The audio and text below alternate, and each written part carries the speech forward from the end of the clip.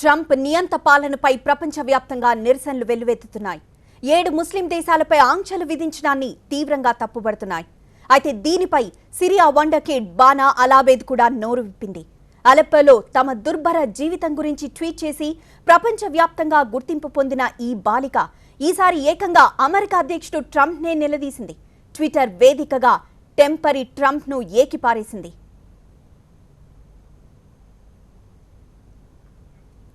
ముస్లిం దేశాలపై నిషేధం విధించడాన్ని ప్రశ్నిస్తూ ఓ వీడియోను ట్విట్టర్లో పోస్ట్ చేసింది బానా.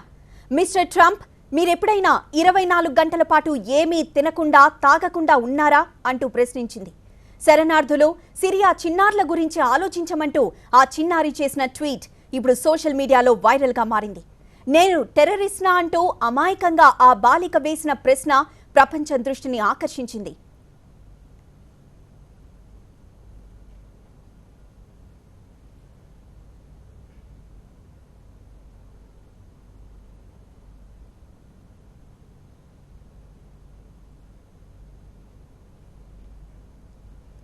ముస్లింలపై నిషేధం విధించిన వెంటనే ట్విట్టర్లో స్పందించింది బానా.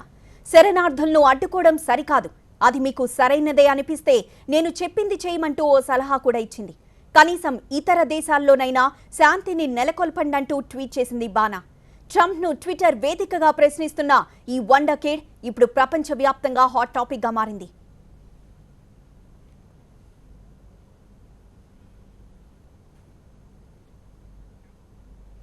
ఐసిస్ ఉగ్రవాదుల మారణ హోమం కారణంగా నిత్యం రగులుతూ ఉండే అలెప్పో నగరంలో నివసిస్తోంది ఈ చిన్నారి.